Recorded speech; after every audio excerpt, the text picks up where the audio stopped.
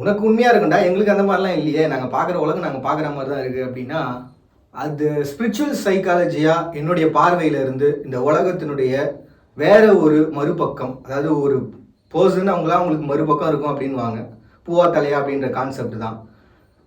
இப்போ நம்ம சும்மா விளையாட்டுத்தனமாக வந்து ஃப்ரெண்ட்ஸுங்கெல்லாம் பேசுகிற வார்த்தைகள்லாம் இருக்கும். உன்னெல்லாம் வந்து மாறுகால் மாறுகை வாங்கிடுவேன், கழுத்தெடுத்து போட்டுருவேன், ஓரா பேசுகிறாடா சா வச்சிருவேன் அப்படின்ற மாதிரி சின்ன சின்ன வார்த்தைகளை வந்து நம்ம ஒரு சிறு கோபத்துக்காக நம்ம பயன்படுத்துவோம். ஆனால் நம்ம மாஃபியா கேங்கு இல்லை பெரிய பெரிய ஆட்கள், அதாவது தன்னுடைய வாழ்க்கைக்காக யாருடைய வாழ்க்கையை வேணால் கெடுக்கிறதுக்கு தயாராக இருக்கிற, அழிக்கிறதுக்கு தயாராக இருக்கிற ஒரு பர்சன்ஸோடைய வாழ்க்கைன்றது எப்படிப்பட்டதாக இருக்கணும், நம்ம சொல்கிற வார்த்தைகளை உண்மையாக நிறைவேற்றி காட்டுவாங்க. அப்படிதான் பார்த்தீங்கன்னா, இப்போது மாறுகால் மாறுகை வாங்குறது அப்படின்னா என்னென்னா, ஒரு பக்கம் கை வெட்டி துண்டிச்சு தனியாக எடுத்துருவாங்க, இன்னொரு பக்கம் கால் வெட்டி துண்டிச்சு தனியாக எடுத்துருவாங்க. உயிர் போகுமா அப்படின்னு கேட்டிங்கன்னா உயிர் போகாது. ஏன்னா அவங்களுடைய மனசுங்கிறது அந்த அளவுக்கு ஸ்ட்ராங்காக இருக்கும். ஒன்று வெட்டினவன் சாகணும், இல்லை அவனுக்கு தண்டனை கிடைக்கிற வரைக்கும் அதுக்காக நான் போராடணும், அப்படி இல்லைன்னா ஏன் உயிர் போலியே அப்படின்ற ஒரு வருத்தத்திலேயே அவங்களுடைய வாழ்க்கைன்றது போயிட்டு இருக்கும். அது எப்படி ரெண்டு சைடும் வந்து உயிர் ரத்தம் மொத்தமும் போகுது உயிர் போல அப்படின்னு பார்த்தீங்கன்னா அவங்களுடைய அந்த மனசினுடைய வலிமை தான்.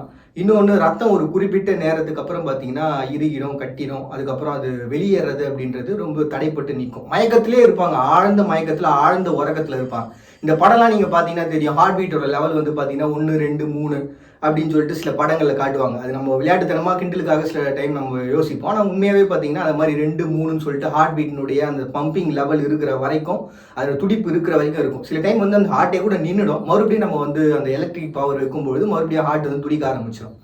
ஸோ அப்போ அந்த மாறுகால் மாறுகை வாங்கிட்டாங்க அப்படின்னா அவங்களுடைய வாழ்வியலோட நிலைமையை யோசிச்சு பாருங்களேன். அவங்க ஒரு இடத்துல நல்லா செட்டில்டாக ஒரு பயங்கரமான ஹாப்பியான ஒரு மொமெண்ட்டோட வாழ்ந்துக்கிட்டு இருந்தால் அவங்களுடைய வாழ்க்கைன்றது ஒன்றுமே இல்லாமல் போயிடும். இது உலகத்தில் எங்கேயாவது நடக்குமா யோசிச்சு பார்த்துக்குங்க.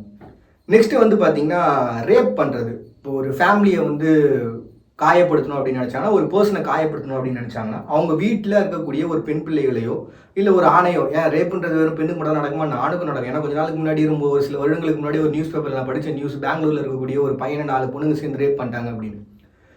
இப்போ உலகத்தில் இதே மாதிரி ஒரு பையனையோ ஒரு பொண்ணையோ வந்து ஒரு ரேப் பண்ணுறாங்க, அதாவது அவங்க ஃபேமிலி இருக்கிறாங்க, அவங்க ஃபேமிலிக்கு முன்னாடியே ரேப் பண்ணுறாங்க அப்படின்னு.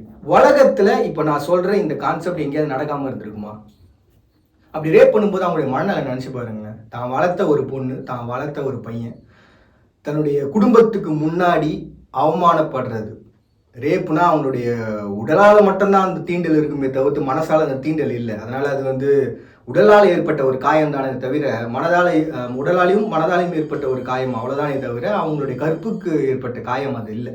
அது நம்ம ரொம்ப தெளிவாக இருக்கணும். ஸோ அந்த ஒரு விஷயத்துக்காக தான் அதை சொன்னேன். அப்போ அந்த குடும்பத்தோட மனநிலை நினச்சி பாருங்களேன். வாழ்நாள் முழுக்க நாம் பார்க்கக்கூடாதுன்னு நினச்ச, நம்மளுடைய கற்பொழுக்கம் நினச்ச ஒன்றை மீறின ஒரு இடமா அதை பார்க்கலாம். இது உலகத்தில் எங்கேயாவது நடக்காமல் இருக்குமா, இல்லை நடந்திருக்குமா அப்படின்னு யோசிச்சு பார்த்துக்குங்க. அடுத்ததாக பார்த்தீங்கன்னா இந்த பிச்சைக்காரங்க, இது ஒரு சீனாவே நான் சொல்கிறேன். நான் ஒரு டைரக்ஷனுக்காக ட்ரை பண்ணுற ஒரு பர்சன் அப்படின்றதுனால சீனா சொல்கிறேன். ஒரு ரோட்டு ஓரத்தில் ஒருத்தவங்க தட்டை ஏந்திக்கிட்டு உக்காந்துக்கிட்டு இருக்காங்க. ரொம்ப வயசானவங்க, முகத்து முழுக்க வந்து சுருக்கம் இருக்குது. ஒரு பர்சன் அங்கேருந்து வராரு. இது ஒரு கற்பனைக்காக வச்சுட்டு காவல்துறை அதிகாரிகளை நான் கலங்கப்படுத்தணுன்றதுக்காக சொல்லலை, இருந்தாலும் காவல்துறை அதிகாரி அப்படின்றதே வச்சுக்கிறேன். ஒரு பர்சன் அங்கேருந்து வராரு, வந்துட்டு அந்த யாசகம் கேட்குறவங்களுடைய தட்டில் இருக்கக்கூடிய ஒட்டுமொத்த பணத்தையும் வழித்து எடுத்து ஒரு பாக்கெட்டில் போட்டுட்டு இன்னொரு பாக்கெட்லேருந்து ₹1 எடுத்து இது என்னோட பிச்சை எடுத்துக்க அப்படின்னு அந்த தட்டில் போட்டு போகிறாருன்னா எவ்வளவு மோசமான ஒரு மனநிலையில் வாழ்ந்துக்கிட்டு இருக்கிற பரிணமிக்காத குணம் கொண்ட ஒரு பர்சனாக இருப்பாங்க.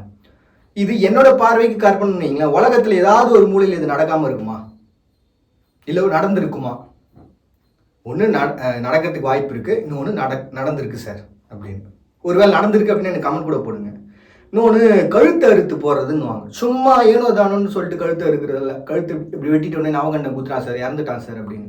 அப்படி இல்லாமல் ரொம்ப பொறுமையாக நிதானமாக அவங்களுடைய என்ன சொல்கிறது ஒட்டுமொத்த கோபத்தையும் காட்டுறதுக்காக நம்ம வந்து ஒரு சிக்கன் வாங்கிறதுக்கு கடைக்கு போகிறோம் அப்படின்னும் போது அந்த சிக்கனை எப்படி வந்து நமக்கு கொடுக்குறாங்களோ அந்த மாதிரி ரொம்ப பொறுமையாக நிதானமாக பார்த்து, இன்னும் மிஞ்சி போனால் ஹலால் சொல்லி நவகண்டத்துக்கான மந்திரங்கள் சொல்லி கூட பண்ணுறாங்கன்னு வைங்களேன். ரொம்ப பொறுமையாக நிதானமாக. இது உலகத்தில் நிகழலாம். இல்லை சார், நடந்திருக்கு சார். இன்னொன்று பேய். நம்ம ஸ்பிரிச்சுவலாக நம்ம பார்த்தோம்னா நம்மளாம் பேய் இருக்கா இல்லையா அப்படின்ற கேள்விக்கு வந்து விவாதங்கள்லாம் போகும். நிறைய டெலிவிஷன்ஸ்லாம் பார்த்தீங்கன்னா அவ்வளவு நியூஸஸ் இன்னைக்கு வரைக்கும் பார்த்தீங்கன்னா பேய் இருக்கா இல்லையான்றதுக்கான விவாதங்கள் தொடர்ந்து நடந்துனே இருக்கு சார்.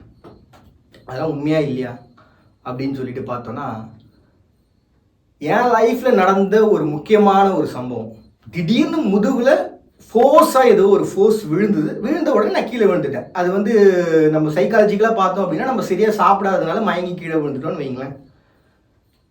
ஸோ என்னோட தனிப்பட்ட வாழ்க்கைன்னு சொன்னாலே அது ஒரு பொய்யா போயிடும். ஏன்னா எல்லாருமே அவங்களுடைய உண்மையான கதை அப்படின்னு சொல்லும்பொழுது பொய்யா போயிடும். அதனால் அதை மட்டும் மாற்றிக்கிறேன் நான். பேய் அப்படின்னும் பொழுது எப்படின்னா, ஒருத்தவங்களுடைய உடம்புக்குள்ள, அதாவது தமிழ் மட்டும் பேச தெரிஞ்ச ஒருத்தவங்க, அவங்களுடைய உடம்புக்குள்ள பார்த்தீங்கன்னா 2 ஆன்மாக்கள் உள்ள வந்துடுது. முதல்ல ஒரு ஆன்மாவை வெளியில வான்னு சொல்லிட்டு அந்த மந்திரவாதி சொல்றாரு, வெளில வந்துச்சு. 2ஆவதா இருக்கக்கூடிய ஆன்மா வந்து துவா சொல்லிட்டு உட்காந்துட்டு இருக்கு. இப்போ ஒரு தமிழ் தெரிஞ்ச ஒருத்தவங்களுக்கு திடீர்னு ஒரு துவா எப்படி சொல்றாங்க அப்படின்னா, நம்ம ஒரு சைக்காலஜிக்கலா யோசிச்சு பார்த்தோம்னா என்னைக்காவது எங்கேயாவது வந்து அவங்க ஒரு குரான் எடுத்து படிச்சிருப்பாங்க சார். ஸ்பிரிச்சுவலாக யோசிச்சு பார்த்தோம் அப்படின்னா உண்மையாகவே ஒரு ஆன்மா உள்ளே வந்து கடைசியாக அவங்க நினைவில் தங்கின அந்த நிறையில் தங்கின ஒரு ஆன்மாவினுடைய வார்த்தைகள் வெளில வருது சார். அப்படி இல்லைன்னா இப்படி நினச்சி பாருங்களேன், சில நினச்சி பாருங்க, இது ஒரு கற்பனைன்னு வச்சுங்களேன், உண்மை இல்லைன்னு நினச்சிங்க. ஒரு கற்பனை, ஒரு பையன் ஒருத்தன் நார்மலாக இருக்கிறத விட கொஞ்சம் அப்நார்மலாக அவனுடைய இயக்கம்ன்றது இருக்குது. நார்மலாக சாப்பிட்றத விட அவனுடைய சாப்பாட்டினுடைய அளவுன்றது அதிகமாக இருக்குது. அவருடைய நாடி துடிப்பு அப்படின்றது பார்த்தீங்கன்னா உடலில் ஒவ்வொரு பகுதிகளில் எங்கெங்கேயோ கேட்க ஆரம்பிக்குது. நீங்கள் இப்போ ஸ்டெதஸ்கோப் வச்சு இங்கே கேட்குறீங்க அப்படின்னா நார்மலாக கேட்குறத விட ஒரு 72ன்ற அந்த ஒரு கான்செப்டை தாண்டி ஹெவியாக 108, 140, அதாவது ஒரு நிமிஷத்துக்கு அந்த துடிப்பே வந்து பார்த்தீங்கன்னா ஒரு நிமிஷத்துக்கு அப்படி சொல்ல முடியாது, ஒரு நிமிஷத்துக்கு 72 இருக்கும். ஆனால் அது பார்த்தீங்கன்னா அந்த சவுண்ட் எஃபெக்ட் பார்த்தீங்கன்னா ஹெவியாக இருக்கும். நார்மல் பர்சனுடைய சவுண்ட் எஃபெக்ட், ஒரு ஆடி துடிப்பினுடைய சவுண்ட் எஃபெக்டை விட அந்த பர்சனுடைய சவுண்ட் எஃபெக்ட் வந்து அதிகமாக இருக்கும். டம்மு டம்மு டம்முன்னு கேட்குற மாதிரி. இது வந்து ஸ்பிரிச்சுவலாக எப்படி பார்ப்பாங்க அப்படின்னா, எச்சி வந்து உள்ளே வந்துச்சு அப்படின்னு அர்த்தம். அதாவது கல்யாணம் ஆகலை, திருமணம் ஆகலை அப்படின்ற ஒரு பையனுக்குள்ளே எப்படி இருக்குன்னா அந்த சப்தம்ன்றது அதிகமாக இருக்கும். அப்போது ஒரு ஆசை தூண்டப்பட்டு அவனுக்கு வந்து திருமணம் ஆகும் அப்படின்ற ஒரு கான்செப்ட். ஆனால் உண்மை என்னன்னு பார்த்தீங்கன்னா அவனோட சிந்தனை கெட்டு அவனுடைய வாழ்க்கைன்றது நரகமான ஒரு வாழ்க்கையாக மாறதுக்கும் வாய்ப்பு இருக்குது. இப்போ அந்த ஆன்மா என்ன பண்ணும் அப்படின்னா, அவனுக்கு எப்போவுமே அந்த ஒரு திருமண விருப்பத்தை தூண்டிக்கிட்டே இருக்கும். இப்போ வாழ்க்கையில் விருப்பம் இல்லாதவன், எண்ணம் இல்லாதவன், எனக்கு கல்யாணத்தில் எண்ணமே இல்லைப்பா, இந்த நம்ம மன்மத குலத்துன்னு சொல்லிட்டு ஒரு இடம் இருக்குது திருவண்ணாமலையில். அந்த இடத்துல வந்து பார்த்தீங்கன்னா தன்னுடைய பொண்ணுக்கு வந்து அந்த உணர்வு தூண்டப்படலைன்னு சொல்லிட்டு வீட்டுக்கு திரும்பி வந்த பொண்ணுக்காகவே கட்டின ஒரு குளம்.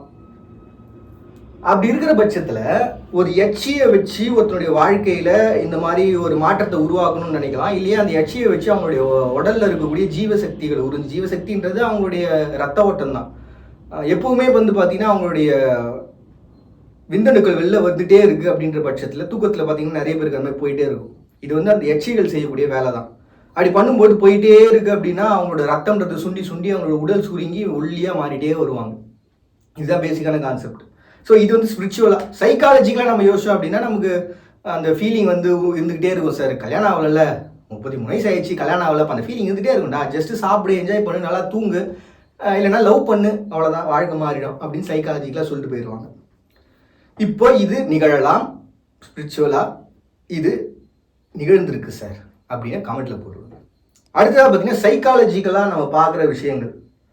இப்போ நம்ம வாழ்க்கையில் நம்ம பேசுகிற எல்லா விதமான கான்செப்டும் பார்த்தீங்கன்னா சைக்காலஜிக்கலாக நடக்கும் அப்படின்னு பார்த்தீங்கன்னா அதோட பாசிபிலிட்டிஸ்ன்றது ரொம்ப கம்மி.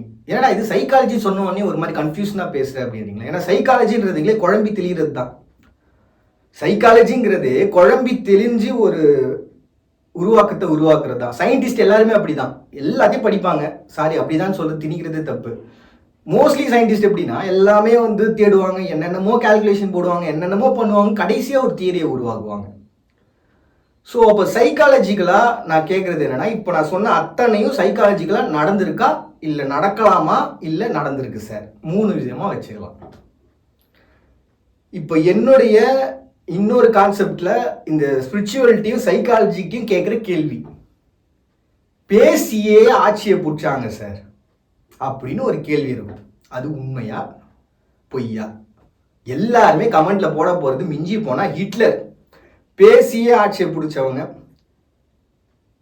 Don't feel, think and act badly அப்படின்னு சொல்லிட்டு போகிறது. அண்ட் அதே மாதிரி பார்த்தீங்கன்னா கலைஞர் அவர்கள் அவங்களும் வந்து பேசி பேசி நீ இவ்வளோ பெரிய ராஜ்யத்தை உருவாக்கி இருக்கிறாங்க. உலகத்தில் இருக்க முசோலினியிலேருந்து ரஷ்யாவினுடைய அதிபர் வரைக்கும் வாழ்ந்து சிறந்த அத்தனை தலைமைகளும் பேசியே ஆட்சியை பிடித்தவர்கள் தான் அப்படின்னு தான் நீங்கள் கமெண்ட் போட போகிறீங்க. அதை போடுறது தான் போடுறீங்க. எனக்கு ரியலாக நடந்த பர்சன் பெருசாக உங்களால் ஹிஸ்ட்ரி போட முடியலன்னா ரியலாக நீங்கள் படித்த அந்த பர்சனுடைய பேர், அவருடைய தலைமையினுடைய பதவி, இதை மட்டும் போடுங்க போதும். மீதி பர்சன்ஸ் அதை பார்த்து படித்து தெரிஞ்சுப்பாங்க, இல்லை நானுமே அதை பார்த்து படித்து தெரிஞ்சிருப்பேன். இப்போ நான் சொன்ன அந்த பர்சனை மட்டும் விட்டுருங்க. வேற யாராவது அதிசிறந்த பர்சன்ஸ் இருப்பாங்கல்ல. ஏன்னா நம்ம தமிழ்நாட்டில் மட்டும்தான், தமிழ்நாடா இந்தியாவான்னு எனக்கு தெரியல, எங்கேயோ படித்த ஒன்று, இங்கே மட்டும்தான் புக் எழுதுறவங்களுடைய எண்ணிக்கை ரொம்ப கம்மியாக. ஏன்னா இவங்களாம் திடீர்னு சடனாக மேலே வந்தவங்களாம். திடீர்னு சடனாக மேலே வந்தவங்கள சிந்தனையால் மேலே வந்தவங்க. அது முதல்ல புரிஞ்சுக்கணும். இவங்க ஏன் புக் எழுதலை அப்படின்னா, தான் வாழ்க்கையை முழுக்க யோசிச்சு முடிச்சு அதுக்காக மட்டுமே ஓடிக்கிட்டு இருக்கவங்க. அவங்க எழுதுவாங்க, ரொம்ப பொறுமையாக எழுதுவாங்க. ஆனால் எழுதும்போது என்னன்னா வேற ஒரு மொழியில் எழுதிடுறாங்க.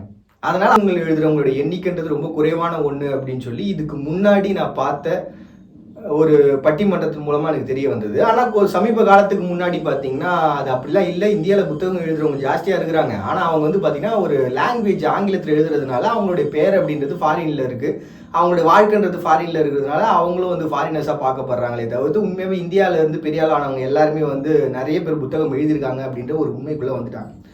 சரி, நம்ம விஷயத்துக்கு வரும். நம்ம பார்க்குற உலகம் பார்க்குற மாதிரி இல்லை அப்படின்னு ஸ்பிரிச்சுவல் சைக்காலஜியாக நீ சொல்லியிருக்கிறது எந்த விதத்தில் நியாயம் அப்படின்னா, ரொம்ப ஷார்ட் அண்ட் ஸ்வீட்டாக சொல்லணும் அப்படின்னா, இப்போ நான் எங்கேயோ ஒருத்தர் எங்கேயோ ஒரு இடத்துல பாதிக்கப்பட்டுட்டாருன்னா அது வெறும் நியூஸ்.